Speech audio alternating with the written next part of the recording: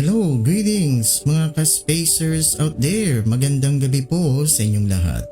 This is your ka-spacer and space commander, Professor Jun Cajigal from the BEDAN Society of Young Astronomers and BEDA University, Manila. And welcome to this online telescope viewing of our waxing crescent moon. So our waxing crescent moon tonight is about 40% illumination. And today mga ka-spacers is December 10, 2021. Time check, it's 6:30 in the evening. No? 6:30 pero kanina pang 6 o'clock madilim na. So I got the chance to record this image of our waxing crescent moon. And talagang clear po yung skies ngayong gabi. Alright, so sana po tumutok po kayo at samahan niyo po ako ngayong gabi na ito as we observe this waxing crescent moon at about 40% illumination. Alright, so siguro bago muna tayo magpatuloy sa ating online telescope viewing tonight, i-flex ko lang po itong ating partner po, kasalo po. Meron po silang branch sa Glorieta. At ang may-ari po nito ay isang kaibigan na si Miss Barbie Siap. Alright, so marami po silang promotions po ngayon ng mga iba't ibang klaseng cheesecake. Ayan, so tangkilikin po natin at bumili po tayo doon sa Kasalo Glorieta branch. The owner is Miss Barbie Siap. Okay po, so maraming salamat po and tangkilikin po natin ang Kasalo sa Glorieta branch. Punta na po kayo doon. Alright, so we are now viewing on screen the waxing crescent moon. Okay, at about 40% illumination po mga ka-spacers. Ayan po. So matagal-tagal na rin po kung hindi na ganito. Yung last na online telescope viewing po natin was the partial lunar eclipse, no? Last November, if I'm mistaken, November 19. So ayan po yung last, yung partial lunar eclipse. And after that medyo naging busy na po tayo. And ngayon lang po ulit ako nagkaroon ng pagkakataon. Alright, so again po, wag niyo po kaming iwanan. Tumutok lang po kayo sa ating online telescope viewing. And again, please like and share itong ating ginagawa ngayon. This is our advocacy to bring the telescope to you mga ka-spacers natin. Please like and share para kumalat po sa mga estudyante, mapanood din ng mga estudyante itong ating online telescope viewing. Alright, so right now we are magnifying the image of the moon. Ayan po. And you are now viewing on screen this magnified image of the moon. Alright, so yung mga dark patches na nakikita po ngayon, those are featureless lunar plains. Ayan, which can clearly be seen even with the naked eye po, kahit wala pong telescope.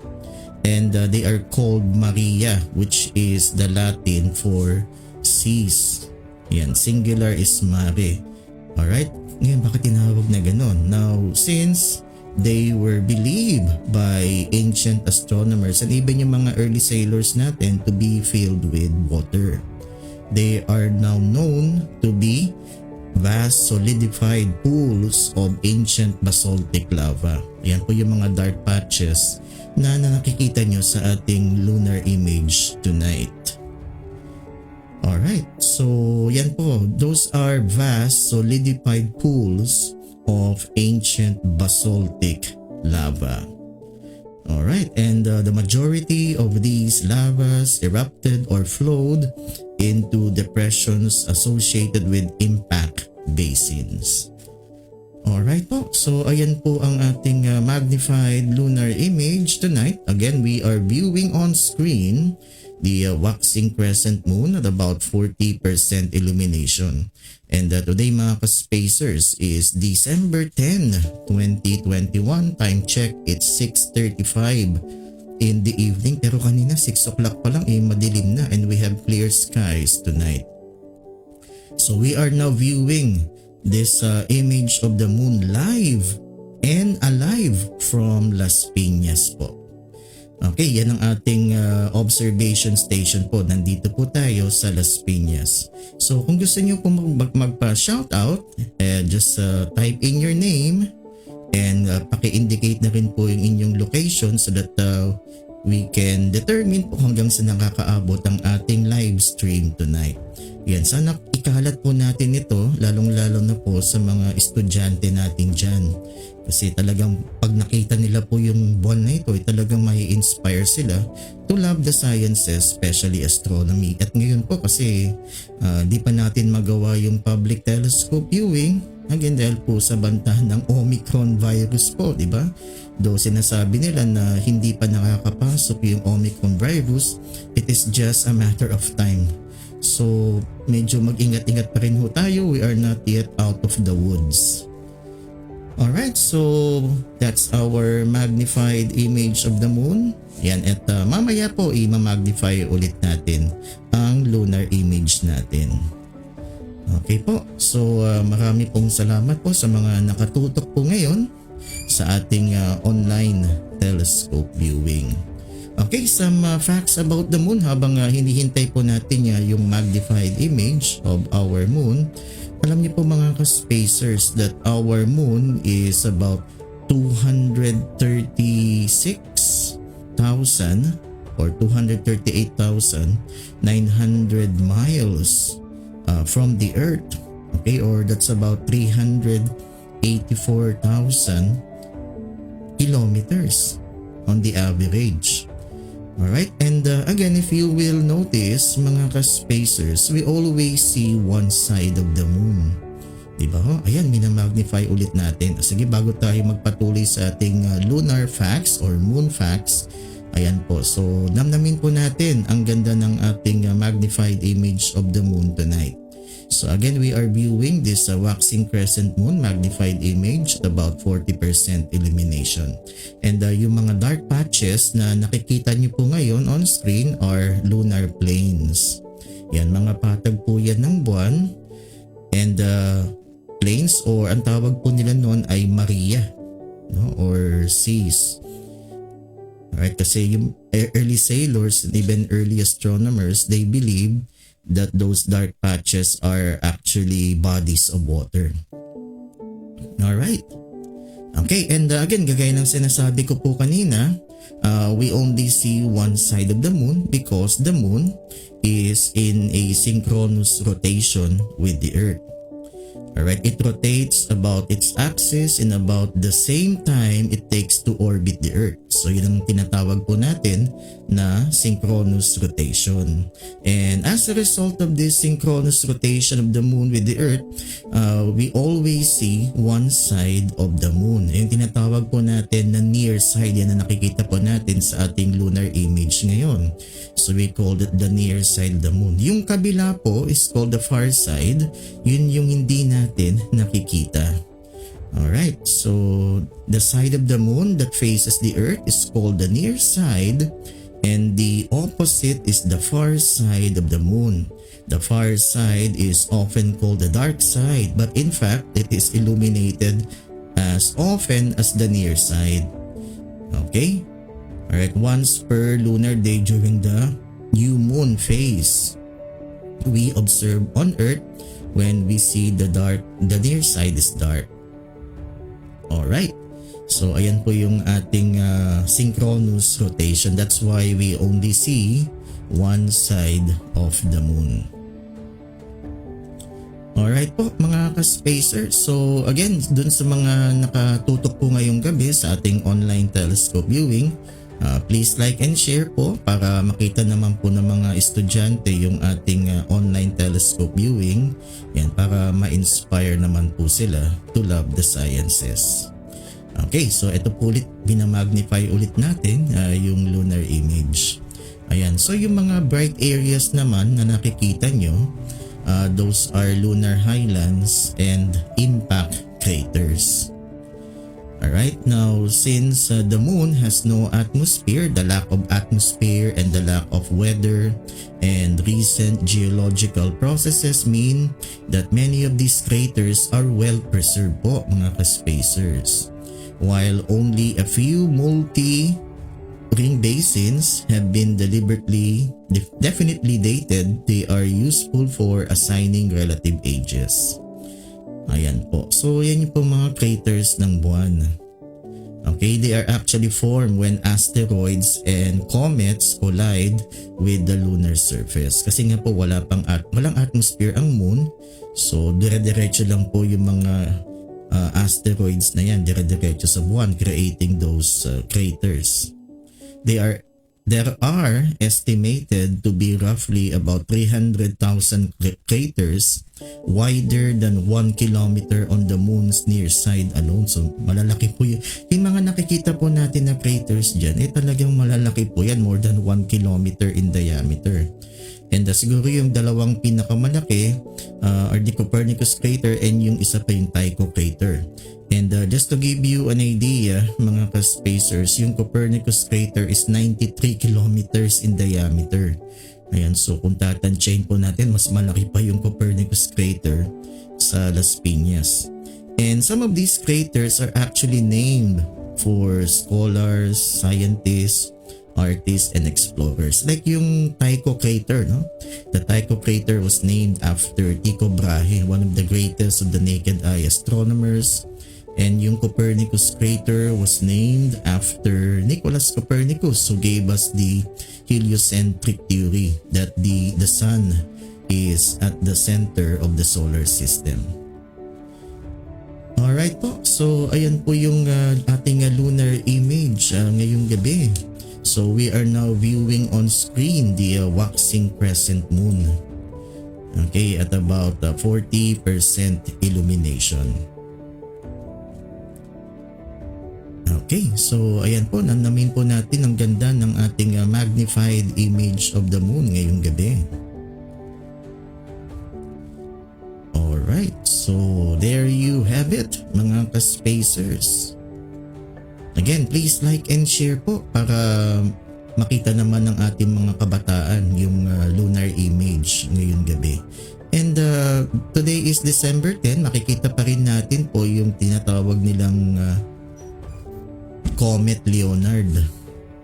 Alright, to give you some facts about the Comet Leonard, this comet will get closest to the Earth and will be best visible yan on December 12. Yan. Yan, kahit nga bukas o kahit ngayon po, kitang-kita na po yan if you have a very good telescope and you know where to look. Yan, makikita po natin kahit ngayon po, ngayong gabi, bukas hanggang Lunes yung Comet Leonard. Yan, it will pass by our planet at a distance of 34 million kilometers, shining with a magnitude of about 4. Yan, and as the comet will be positioned between the sun and the earth at this moment, its magnitude will even reach 1 po. So talagang maliwanag yung Comet Leonard. Due to the effect of forward scattering, this means that you will be able to see Comet Leonard through good binoculars or even with the naked eye. Pero yan, kung clear na clear po yung sky sa lugar ninyo, and you know where to look, malapit po sa Venus, sa bandang ibaba lang ng Venus, you can easily spot Comet Leonard. Ayan po. Okay. So, there you have it mga ka-spacers. Yun po yung Comet Leonard. And do sa mga kabubukas lang ng kanilang mga laptops, ng kanilang mga cellphones, you are now viewing on screen the waxing crescent moon at about 40% illumination. At bukas po mga ka-spacers, December 11 will be the first quarter moon. Yan, so sana kung clear po yung skies bukas at magaganito po ulit tayo bukas. Mag-online telescope viewing tayo ulit. Okay, so ayan po ang ating online telescope viewing of our waxing gibbous moon. And again po mga ka-spacers, please like and share itong ating ginagawang online telescope viewing, kasi ito po yung talagang advocacy namin sa BEDAN Society of Young Astronomers, because we want to bring the telescope to you po mga ka-spacers. Kahit po nasa gitna tayo ng pandemya, wala pong makakapigil sa atin to share itong mga heavenly bodies na to, dahil talagang di pa tayo pwede mag-public telescope viewing. In fact po, to be honest with you, dapat po nasa Robinson po ako ngayon. Kaya lang po nagdadalawang isip ako, though yung management po ng Robinson talagang pinayagan na kami mag public telescope viewing po. Hindi ganito, hindi online, talagang face to face. And I have already established the safety protocols para magampanan itong public telescope viewing safely.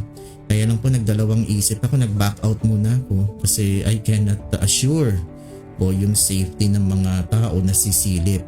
No? So medyo maghihintay muna ako ng konti until na everything would be much safer para magampanan itong gawain na public telescope viewing. So ganito muna ang ginagawa ko po. And mas marami pa nga po akong nare-reach na tao pag ganitong online telescope viewing. Abot tayo sa Mindanao, abot tayo dyan sa Norte, sa Visayas. So ituloy lang po natin ito, and yun lang ang pakiusap ko sa inyo mga ka-spacers. So please like and share, lalo na yung share po. Please share this online telescope viewing para makaabot tayo sa maraming tao, dahil bihira po talaga itong mangyari na titingin po tayo sa buwan. We usually take this for granted, di ba? Pero ayan po, ginagawa natin ito para sa inyo rin, para isa yung relaxation, no? Kasi nakaka-relax po talaga pag tumitingin tayo sa buwan, di ba? Alright, so ayan po yung ating lunar image ngayon. We are magnifying this image of the waxing crescent moon at 40% illumination. So ayan po, meron tayong makikita na dark patches and bright areas ng buwan. So again, yung mga dark patches na yan are lunar planes. Ang tawag dyan po ay Maria, okay, which is the Latin word for seas. Kasi po nung unang panahon, many ancient astronomers and even early sailors, they believe that those dark patches are bodies of water. Pero ngayon po, alam natin na yung mga dark patches na yan are actually solidified pools of basaltic lava. Alright? Okay, so ayan po ang ating magnified image. Ayan, malaking mga patag po yan ng buwan. And yung mga bright areas naman po are lunar highlands and impact craters. Okay, and there are at least 300,000 craters na wider than 1 kilometer. Talagang malalaki. So yung mga nakikita po natin ng mga craters na yan ay karamihan dyan ay more than 1 kilometer in diameter.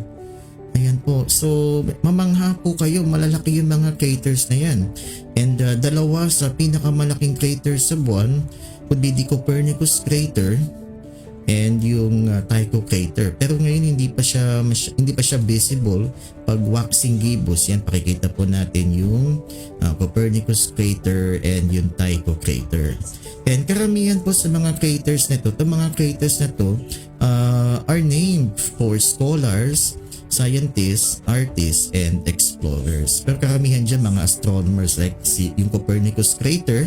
The Copernicus crater was named after Nicholas Copernicus, who gave us the idea that the sun is at the center of the universe, yung heliocentric model. And yung Tycho crater naman was named after Tycho Brahe, who was one of the greatest of the naked eye astronomers. Alright, so ayan po yung ating waxing crescent moon. Ayan po, and bago tayo magpatuloy po, shout out muna tayo kay Mr. Jesse James De Jesus. Ayan, shout out all the way from Pampanga. Ayan, marami pong salamat kay Mr. Jesse James. And again po mga ka-spacers, sila Mr. Jesse James ay mga astronomy enthusiast din po sila. And nagpipicture po sila, kinukuha na nila ng picture yung buwan, at minsan nagaganito rin po sila. So tangkilikin po natin yung kanilang mga ginagawa for astronomy. Okay, so marami pong salamat Mr. Jesse James De Jesus sa pagtutok po ninyo ngayong gabi. And shout out din po sa aking mga officers and crew of the BEDAN Society of Young Astronomers headed by Miss Angeline Kilang. Ayan, and ipopromote ko na rin po yung aming mga activities for December. Magkakaroon po kami ng tinatawag na 13 Days of Astronomy. Okay, parang di ba 12 Days of Christmas po ito, 13 Days of Astronomy, sumobra ng isang araw. Alright, and ayan po. So this will be a series of videos na ipepresent ng mga members ng BSYA. Ayan po, so tangkilikin po natin magsisimula yan I think next week. Yung 13 Days of Astronomy. Yan po. Yun ang sa mga activities po namin for December. And magkakaroon din po kami ng online telescope viewing hanggang bago magpasko ho. Alright. And kasi hindi talaga namin pa magagawa at ako ay nagdadalawang isip pa kung magpa-public telescope viewing. Ako daw talagang gusto ko talagang gawin yun. Parang hindi pa pwede talaga. At nandiyan pa rin po yung panganib ng COVID-19. Okay po. Ayan po yung ating waxing crescent moon tonight. And again po, please like and share this online telescope viewing natin. Okay, so maraming salamat po and sige, tuloy lang po natin yung mga facts about the moon. Okay, and time check, it's 6:51 na po ng gabi. Alright, so ang sinabi ko po kanina, ang buwan ay walang hangin yan, walang atmosphere. So the lack of an atmosphere, the lack of weather and recent geological processes mean that many of those craters that we have observed kanina po, yung minagnify natin yung image ng buwan, are well preserved. Okay? So while only a few multi-ring basins have been definitely dated, they are useful for assigning relative ages. Since impact craters accumulate at a nearly constant rate, counting the number of craters per unit area can be used to estimate the age of the lunar surface. The radiometric ages of impact melted rocks collected during the Apollo missions clustered between 3.8 and 4 billion years old. Ganun po katanda yung mga nakolekta ng Apollo astronauts, no? And yan, 4.1 billion years old.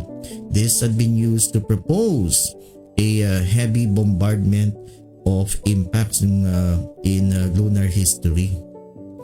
Okay, so ayan po, some information about yung mga craters and yung kinolekta ng Apollo astronauts. Alright, so there you have it. And eto ulit po mga ka-spacers. So we are now viewing on screen this magnified image of the waxing crescent moon. Ayan po. So kung nagagandahan po kayo sa ating lunar image tonight or namamangha po kayo, please feel free to comment down below po mga ka-spacers. Kung may comments po kayo about our lunar image. Ayan, nakikita niyo po yung mga craters na yan, no? Fascinating, isn't it? And yung patag ng buwan na yun, yung mga dark patches na yan. Alright, so talagang nakakamangha mo. Kung kayo po ay namamangha, and if you're really fascinated by the lunar image tonight, please comment down below po. Mag-comment lang po kayo sa ating comment section. Alright. So ayan po yung mga patag. And yung isa po dyan is the Sea of Tranquility, kung saan po naglanding yung Apollo 11. Alright, so there you have it mga ka-spacers. So we are viewing this magnified image of the moon. Okay, so habang tinitignan niyo po, shout out po sa mga taga Las Piñas Ayan, kung nanonood po kayo ngayon mga taga Las Peñas dyan, please like and share po yung ating online telescope viewing. And we are viewing the moon here live and alive from Las Peñas. Dito po yung ating observation station. Okay, and shout out din po sa mga taga Manila, lalong-lalo na yung malapit sa San Beda U-Belt area. So kung nanonood po kayo, please like and share po yung ating online telescope viewing. Yan, alright, so there you have it. That's the magnified image of the waxing crescent moon at 40% illumination. Alright po, time check. It's 6:55 in the evening. Parang feeling ko gabing-gabi na pero wala pa pong alas 7. No? Ibang klase talaga ho ang talagang the nights are getting longer, no, than the days. And sa December 21 po mga ka-spacers, December 21 will be the winter solstice. That means pag December 21, winter solstice, yan po yung pinakamahabang gabi and very short po yung araw. Kaya po hindi niyo ba napapansin na 6 o'clock pa lang ng umaga madilim-dilim pa rin, no? Medyo humahaba na yung gabi. And ngayon po, mga siguro quarter to 6, madilim na po yan eh. Okay? Nag-o-observe ako kanina ng buwan mga 5:50, madilim na. And kitang-kita na po yung buwan. Okay, so ayan po yung ating lunar image tonight mga ka-spacers. Okay, so again, shout out po sa mga officers and crew natin ng BSYA. Alright guys, so ayan po mga ka-spacers. Okay, so kanina po pinag-uusapan natin yung near side and dark side of the moon. So yung side that is facing the earth, the moon, the side of the moon that faces the earth is called the near side, and the opposite side of that is the far side of the moon. Okay, the far side is often called the dark side, but in fact it is illuminated as often as the near side. So hindi ibig sabihin na hindi natin nakikita yung far side hindi po naiilawan ng araw, no? So but in fact it is illuminated as often as the near side. Once per lunar day during the new moon phase, we observe on earth when the near side is dark. Okay. And kaya ganito po yung niyan, we only see one side of the moon, yung near side nga. It is because that the moon is in synchronous rotation with the earth. The moon is in synchronous rotation with the earth, meaning that it rotates about its axis in about the same time it takes to orbit the earth. And as a result of this, we only see one side of the moon. Yan nga yung near side na binabanggit natin kanina. Okay? And may isa pang tawag dyan mga ka-spacers, na tinatawag na tidal lock. Okay, so the moon is in a tidal lock with the earth. That's why we only see one side of the moon. Okay, so ayan po mga ka-spacers, some facts about the moon. And again, yung distance ng moon from the earth is about 238,900 miles.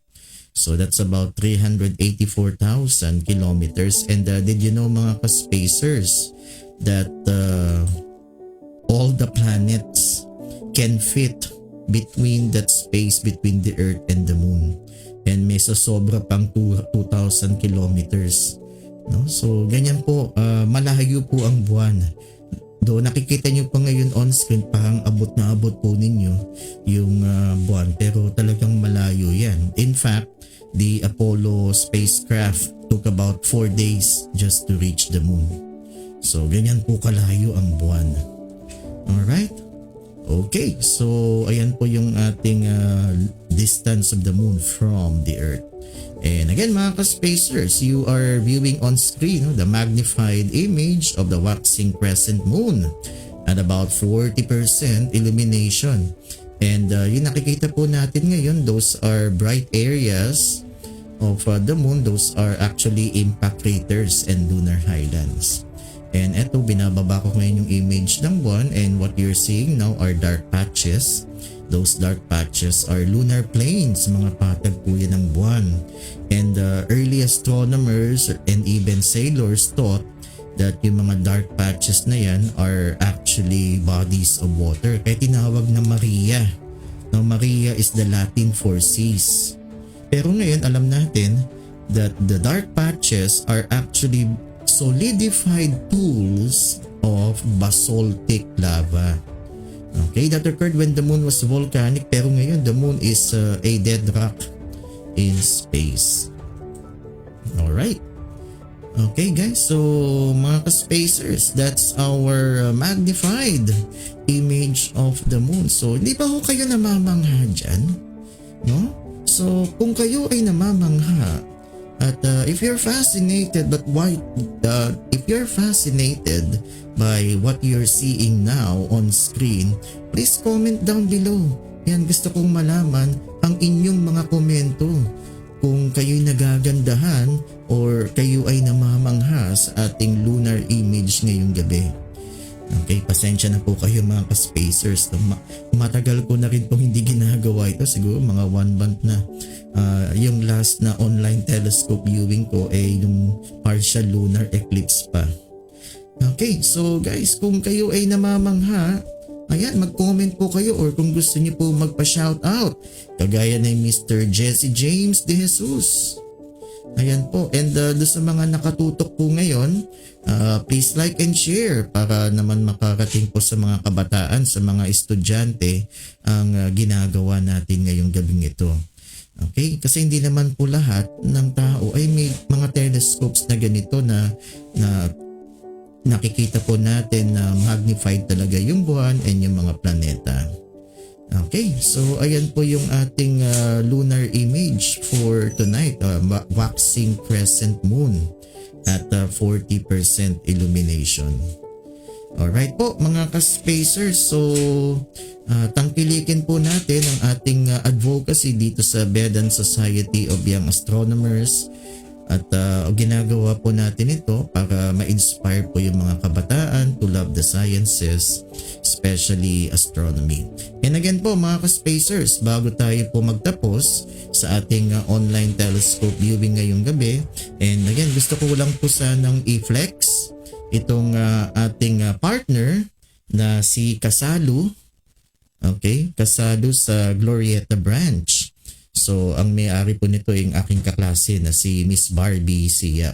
So, yung kanyang branch ay nasa Glorieta sa Makati. Alright po. So, punta na po kayo at marami silang mga promotions doon para sa ikasasaya nyo ngayong Paskong ito. Alright. So, yan po yung ating partner po, Kasado. Yan, masasarap po yung kanilang cheesecake. Alright po, so marami pong salamat sa inyong panonood ng ating online telescope viewing tonight. So again po, please like and share itong ating online telescope viewing. Alright po, so siguro dito na po tayo magtatapos. And doon sa mga nakatutok po ngayon, just like and share itong ating online telescope viewing.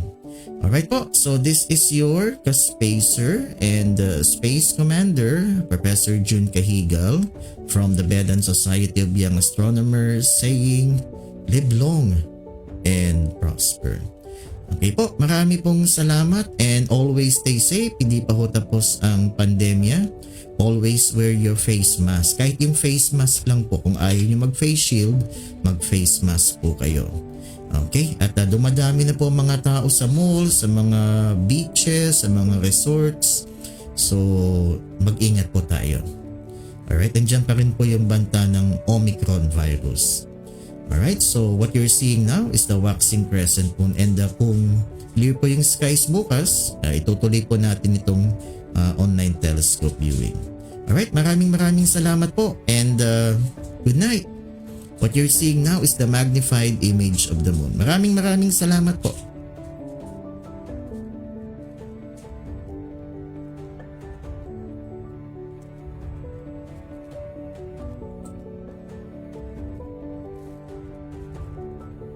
just enjoy the beauty of our magnified image of the waxing crescent moon. Yan po, malinaw na malinaw po yung ating telescope ngayong gabi. Pati po ako nahihiwagaan sa linaw ng ating telescope. I am using, by the way mga ka-spacers, a reflecting telescope. Yan, binago ko po. This is a reflecting telescope na ginagamit ko. 6 inches yung diameter ng mirror. It's a Newtonian reflecting telescope. Yan, medyo malaki yung primary mirror niya. Kaya maganda po yung ating lunar image na nakukuha ngayon. And newly collimated po siya. Kaya ganitong kalinaw yung image. Ayan. So hintay lang po natin siya na bumalik yung image sa normal size niya.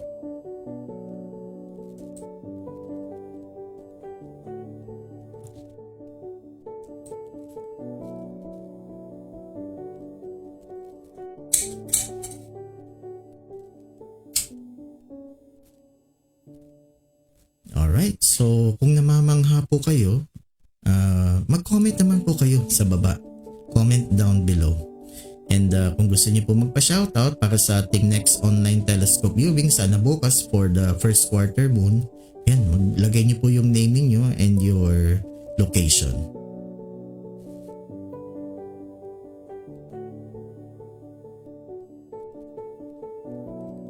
Alright, so I guess that's about it mga ka-spacers.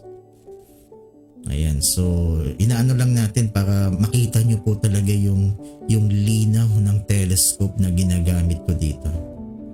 Ayan po, napakalinaw po siya. Talagang abot na abot, para kayong nasa spaceship, no? Galing. Para kayong nag-orbit sa buwan.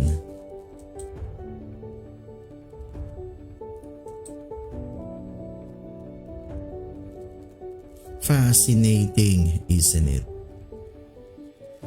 Ayan. Konting promote naman po dyan sa ating online telescope viewing. Pakikahalat naman po ito. Pakiusap ko lang po mga ka-spacers. Ikahalat po natin itong online telescope viewing.